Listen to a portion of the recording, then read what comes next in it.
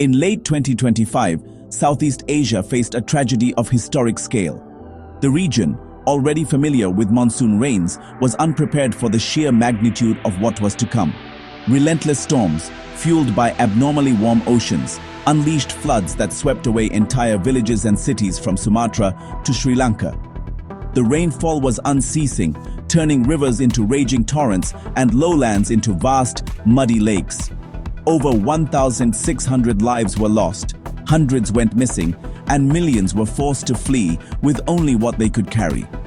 Families were separated, and entire communities vanished beneath the rising waters, leaving behind only memories and debris.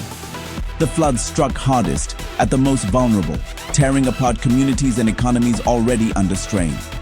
Rural villages, urban neighborhoods, and coastal towns all suffered, with the poorest bearing the brunt of the devastation. Sri Lanka alone suffered losses nearing $7 billion, crippling its economy.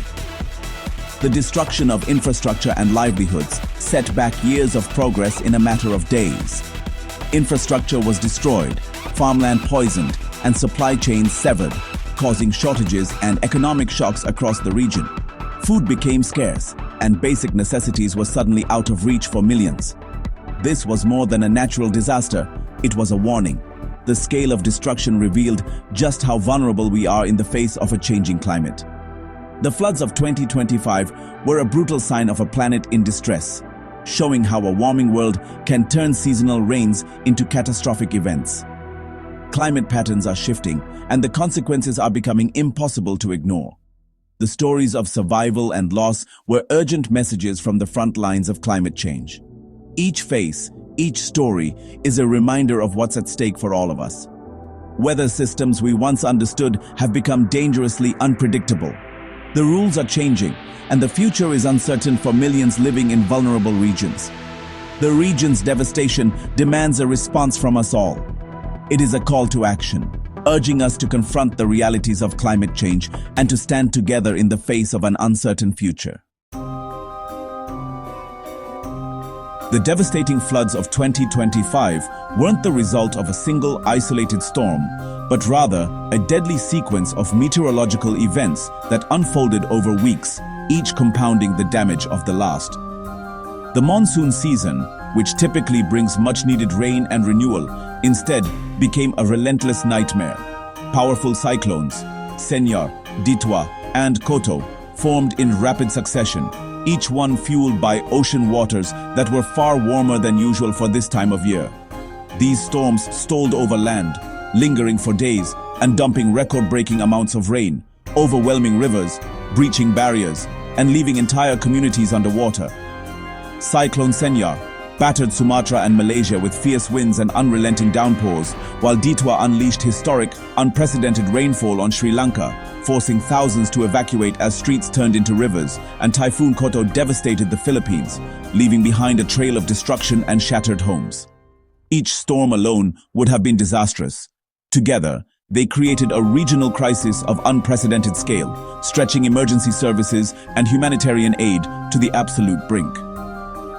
This relentless chain of disasters was further amplified by La Niña, a climate pattern that pushed even more warm water into Southeast Asia, supercharging the storms and making them more intense. But it was the underlying force of human-caused climate warming that turned already severe storms into truly catastrophic events, making the unthinkable possible. The monsoon, once a predictable and vital part of life in the region, had become a weapon of immense destructive power, reshaping landscapes and lives.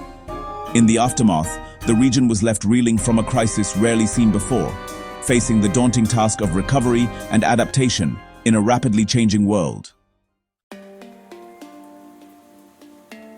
To truly grasp the ferocity of the 2025 floods, we must look to the ocean, the restless heart of our planet's climate system and the source of its most powerful storms.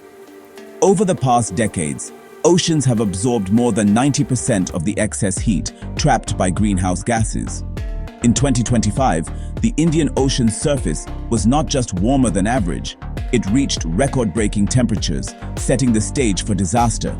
even a seemingly small rise in temperature means a vast increase in the energy available for storms, fueling their growth and intensity in ways that are hard to imagine.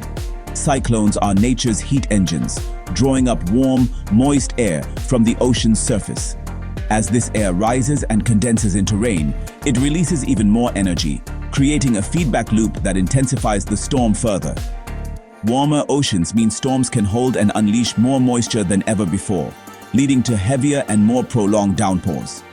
In 2025, cyclones Senya and Ditwa drew staggering amounts of water vapor from the overheated sea, unleashing extreme rainfall that overwhelmed cities and landscapes alike. These storms became more efficient than ever at converting ocean heat into torrential downpours, breaking rainfall records and testing the limits of infrastructure. Scientists have long warned that warming oceans would intensify rainfall and storm severity. 2025 proved them right in devastating fashion, confirming years of climate predictions. The additional heat didn't necessarily create more storms, but it made those that did form far more potent, with fewer but much stronger cyclones than in previous years. What might once have been a severe monsoon season instead became a historic catastrophe, forever changing the way we understand the power of our warming oceans. Physics is clear. For every degree Celsius of warming, the atmosphere holds about 7% more water vapor.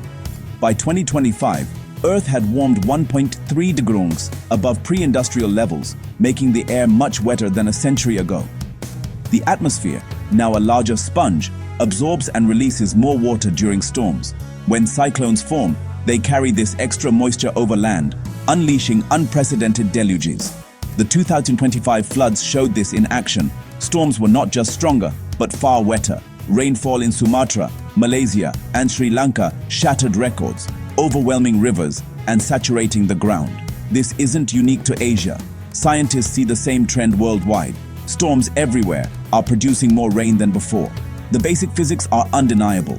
A warmer atmosphere means heavier rainfall. The 2025 disaster was a stark reminder that excess heat is now manifesting as extreme precipitation. The risk of deadly floods is rising for millions. After the floods, scientists asked, how much did climate change contribute?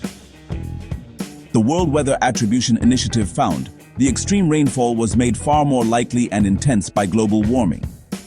In Sumatra and Malaysia, the heaviest 5-day rainfall was up to 160% more intense than it would have been in a cooler world.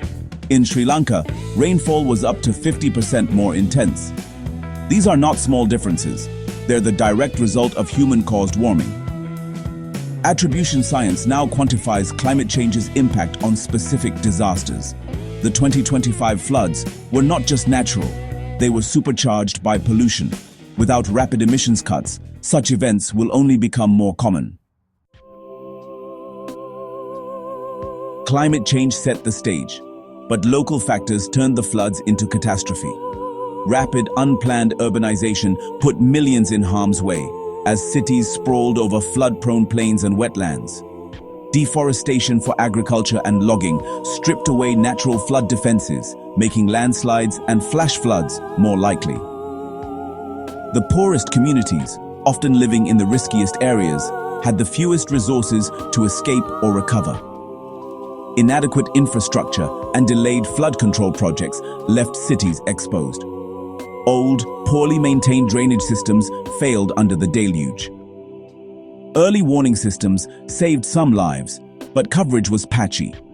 The 2025 floods revealed how social inequality and poor planning magnify disaster.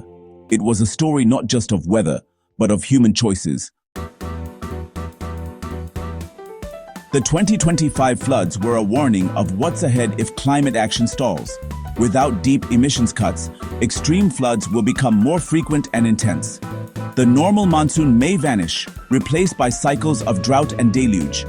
Rising seas threaten to displace millions in Asia's low-lying regions. The IPCC warns that by century's end, vast areas could face annual flooding, destroying farmland and forcing mass migration. The costs, economic, social, and political, will be staggering. At COP30, calls grew for wealthy nations to support vulnerable countries with grants, not loans. The 2025 floods made clear climate change is a justice issue, and inaction is no longer an option.